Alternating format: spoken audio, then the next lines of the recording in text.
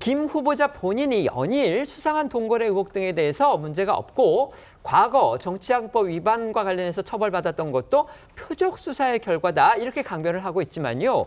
오늘 또 다른 의혹이 불거졌습니다.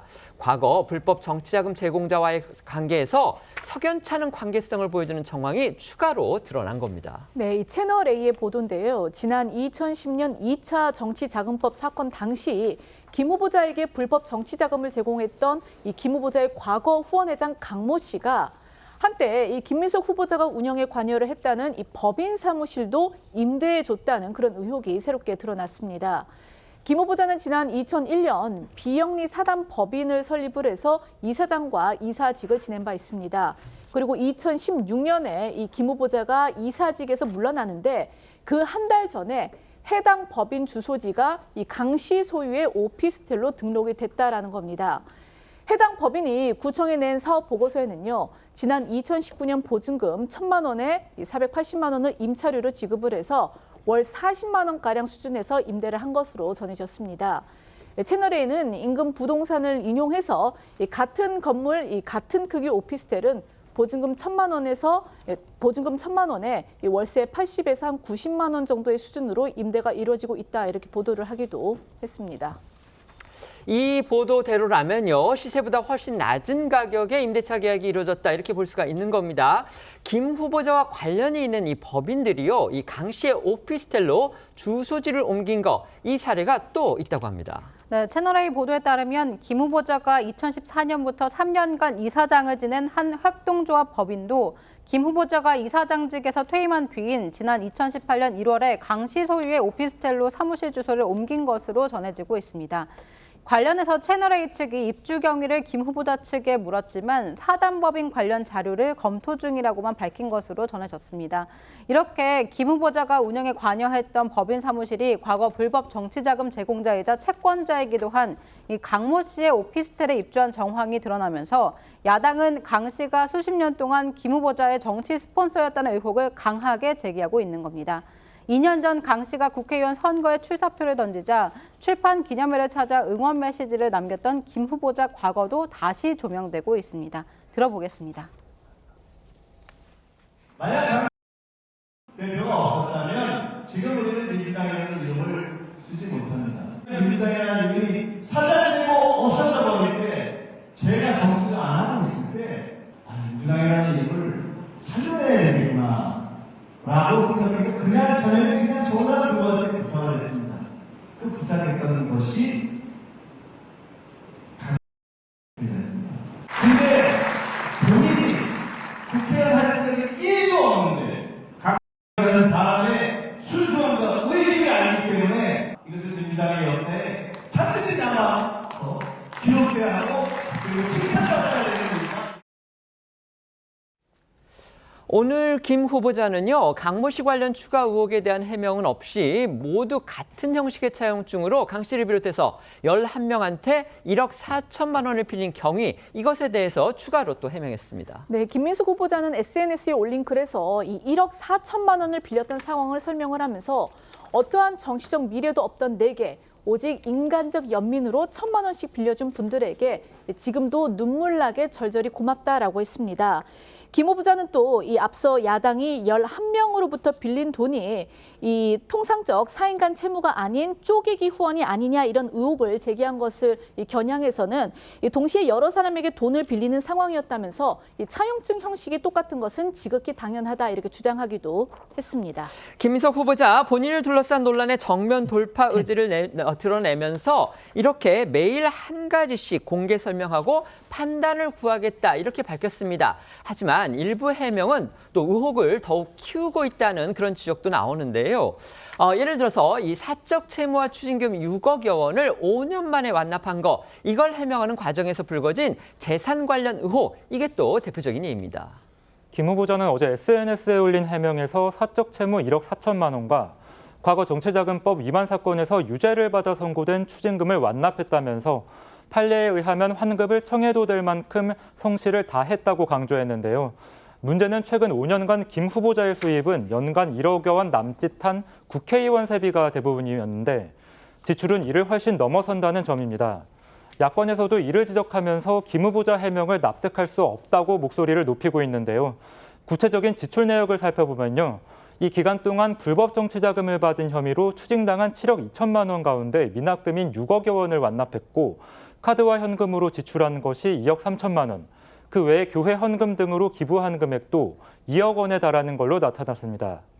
정리하면 김 후보자가 국회에 제출한 인사청문 관련 자료상으로만 봐도 2020년부터 5년 동안 지출한 것으로 보이는 금액은 적어도 10억 원이 넘는 걸로 추정되는 겁니다. 그럼 김 후보자는요, 세비 소득보다 지출이 많다 이런 지적에 대해서도 해명을 했습니다. 네, 김민수 후보자는요, 이 국회의원 세비와 강연료 같은 기타 소득을 생활과 채무 변제에 쓰고 나머지는 거의 교회 헌금으로 낸 것 같다면서 지나온 삶에 감사해서 이 헌금이 평균 이상이었나 보다라고 해명을 했습니다. 이 설명대로라면 이 5년간 지출, 그러니까 한 10억 원이 지출이 났는데 이 지출에 쓰인 자금 출처 가운데 이 국회의원 세비 5억 원을 제외한 나머지 5억 원이 기타 소득이란 이야기가 됩니다. 문제는요, 이 같은 소득 내역이 김민수 후보자가 실제로 이 국세청에 신고한 기타 소득 내역과 차이가 있다라는 겁니다. 김 후보자는 이 국세청에 별도 신고한 기타 소득이 2020년에는 385만 원, 2022년에는 240여만 원이었고요. 이 신고 내역이 없는 해도 있는 것으로 전해졌습니다. 이를 두고 국민의힘에서는 소득 신고를 누락을 했다면 탈세 및 공직자윤리법 위반 혐의를 받을 수 있다 이렇게 지적했습니다. 네, 여기에 의혹을 더욱 키운 건 김 후보자가 2020년 국회 공직자윤리위에 신고한 재산 총액이 마이너스 5억 8천여만 원이었는데 이번 인사청문 요청안에 기재된 재산은 2억 1,500여만 원이라는 겁니다. 이 자료대로만 봐도 김 후보자는 5년간 재산이 8억 원이나 늘어난 게 됩니다. 이 기간 세비로 받은 5억 원보다 지출이 최소 5억 원 이상 많았는데도 재산이 8억 원가량 늘었다면 산술적으로 13억 원 이상 추가 소득이 있었다는 계산이 가능한데요. 김 후보자는 자금 출처에 대해선 설명하지 않은 채 제 나이에 집 한 채 없이 아무리 불려잡아도 2억이 안 되는 재산에 무슨 비리가 틈타겠느냐 이렇게 반박했습니다. 야권에서는 김 후보자의 해명이 나온 뒤에 재산 증식 과정에 대해서도 공세를 집중하고 있습니다.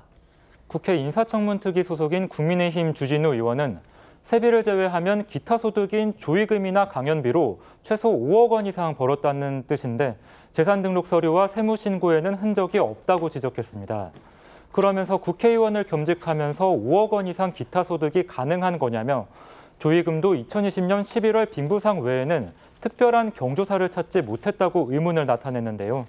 김 후보자가 집 없이 2억 원 재산밖에 없다고 한 것을 두고는 청렴의 상징이 될 수 없다며 스폰서 정치의 당연한 말로라고 일침했습니다.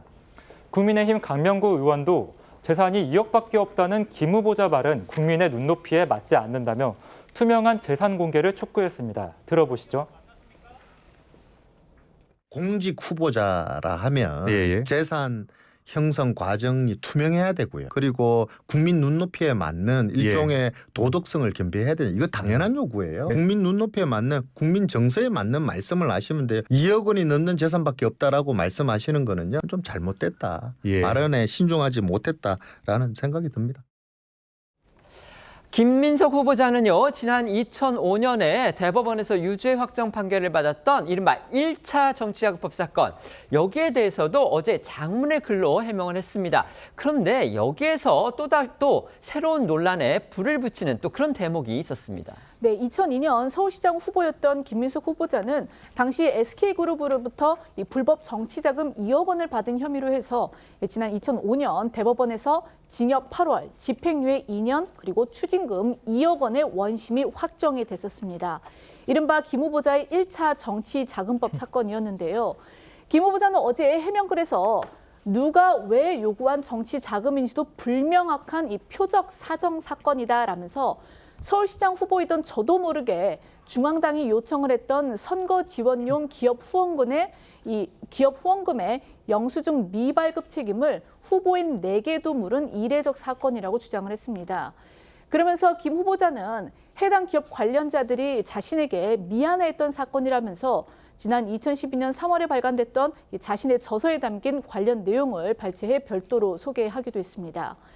김 후보자는 오늘 올린 해명글에서도요, 재차 요청하지도 않은 중앙당 지원금 성격인 기업 후원금의 영수증 미발급으로 인한 추징금 2억 원을 당시 전세금을 털어가면서 갚았다라면서 정치자금법 위반 사건들을 표적 사정이라고 주장을 했습니다. 하지만 당시 법원의 사건 판결문에는요, 김 후보자의 이 같은 해명과는 배치되는 내용들이 담겨 있다고 합니다. 김 후보자의 거짓 해명, 거짓 주장 논란으로까지 비화할 수 있는 그런 사안이어서 또 결과가 주목됩니다. 네, 김 후보자는 당시 정치자금법 위반 혐의 재판에서도 이번에 내놓은 해명과 같은 취지의 주장을 했지만 당시 재판부는 김 후보자가 영수증을 발급할 수 없는 불법 정치자금이라는 사실을 알고 있었다 이렇게 판단했습니다. 1심 판결문을 보면 재판부는 김 후보자가 직접 해당 기업에 정치자금을 요구하지 않았다는 사실은 인정하면서도 김 후보자가 돈을 전달받으며 영수증은 어떻게 해드리면 되겠느냐 이렇게 물은 점에 주목하고 있습니다. 당시 돈을 건넨 기업 관계자가 그룹에서 올해는 법정 기부 한도가 다 차서 영수증 처리가 곤란하다 이렇게 답한 것을 근거로 김 후보자가 적법하게 정치자금 영수증을 줄 수 없는 불법 정치자금이라는 인식을 갖고 있었다 이렇게 재판부는 판단한 겁니다. 김 후보자 측 이 변호인이 회계 책임자가 아닌 후보자 본인에게는 영수증을 발급할 법적 책임이 없다는 취지로 주장을 했지만 법원은 정치자금법은 범죄 주체를 회계 책임자로 한정하지 않는다며 이 역시 받아들이지 않았습니다. 김 후보자 오늘 청문회 준비 사무실 출근길에 당시 판결문에 대한 기자 질문을 받았지만 답을 하지 않았습니다. 보고 오겠습니다.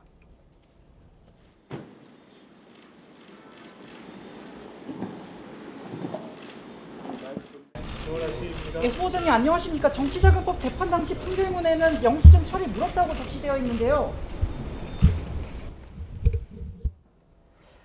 야당에서도 김 후보자가 정치검찰의 표적 사정이다 이렇게 주장한 걸 두고서 비판이 쏟아졌습니다. 네, 판사 출신인 국민의힘 김기현 의원은 총리가 되겠다는 자가 죄에 대해 반성은커녕 되레 사정기관을 탓하는 것이 가당키나 하냐. 징역형을 선고한 재판부의 판단도 부정한다는 것이냐 이렇게 지적했고요. 권동욱 대변인은 이런 인식을 김 후보자가 줄곧 유지해왔다면 사건 이후의 금전거래도 역시 아무 문제의식 없이 지금까지 왔을 가능성이 높다고 일침했습니다. 주진 의원은 김 후보자 1차 정치자금법 사건을 두고 영수증 실수 아닌 추악한 금품비리라고 비판했는데요. 5만 원권이 없었던 2002년 당시 2억 원을 현금으로 받았다면 무게만 23kg이라면서 불법이 아니라면 왜 쇼핑백으로 건넸느냐고 추궁했습니다. 그러면서 영수증 처리가 불가능했다면 거절했어야 한다고 지적했는데요. 들어보겠습니다. 아무리 요청을 했어도 정치자금을 투명하게 하고 바르게 하려는 사람 입장에서는 그냥 헷갈릴 수가 없는 게 당시는 5만 원짜리가 없었거든요. 네. 2억 원이면 쇼핑백 6개를 낑낑대고 들어야 되고요. 무게로 따지면 23kg 정도 됩니다. 진짜 투명한 돈이 있고 문제 없는 돈이라면 왜 쇼핑백에 현금을 담아옵니까? 그 장면 자체가 이거는 부정한 돈이고 불법적인 돈이라는 걸 상징하는 거예요. 본인이 거기에 대해서 죄의식이 없었다면 계좌로 송금하고 영수증을 발급하면 될 일이잖아요. 네. 근데 당시 판결문에도 나와 있는 내용이지만 영수증 처리는 불가능한 상황입니다라고 알려주기도 했어요. 그러면 거절을 했어야 맞는 거죠. 김민석 총리 후보자가 자신의 예고한 대로 어제 이어서 오늘도 여러 의혹과 관련해서 해명하는 글을 올렸습니다. 그런데 지금 그런데 해명하는 글이 또 다른 의혹을 낳고 있는 그런 상황이 되고 있고요. 또 그것과는 별개로 또 다른 또 의혹들, 특히 이제 불법 정치자금 제공자로 과거 법원에서 확정 판결이 났던 강모 씨와의 어떤 관계, 그 부분과 관련해서도 새로운 의혹들이 지금 언론에 의해서 보도가 되고 있습니다. 이게 뭔가 좀 명쾌하게 매듭이 안 지어지고 있는 것 같아요. 왜 그렇다고 보십니까? 그러니까 이런 해명을 통해서 좀 시간도 필요하고 추가적인 해명도 필요하긴 할 것 같습니다만 적어도 김민석 후보자가 SNS 글을 통해서 하나하나 해명해 가는 과정은 국민들에게 설명드릴 의무를 다 하고 있다고 봅니다. 왜냐하면 여러 가지 의혹은 제기될 수 있지만 통상 과거 이제 주요 이 인사 대상이 된 인사청문을 앞두고 이런 인사들은 인사청문 과정에서 상세히 밝혔다 이렇게 하고 그냥 대부분 넘어갔거든요. 근데 지금 정치 자금 문제 같은 경우에는 이미 불법 정치 자금으로 단정하고 이 정치적 공격을 해오기 때문에 하나하나 설명을 할 필요성이 있다고 판단한 것 같고 그것도 지금 그 2002년과 2008년의 불법 정치자금 사건과 지금 1억 4천이 관여된 이 강모 씨가 같은 당사자이기 때문에 당시의 사건에 대해서 설명을 함으로써 이번 이 1억 4천과 관련된 문제가 사적인 채무이지 불법 정치자금이 아니다. 이런 설명을 논리적으로 설명하는 과정이고요. 이 과정에서 약간의 어떤 뭐 부족한 점이 있다고 느낄 수는 있지만 전체적 맥락이나 논리적 전개에서는 어느 정도 설득력 있게 소명이 돼가는 과정이다. 저는 그렇게 보고 있습니다. 네.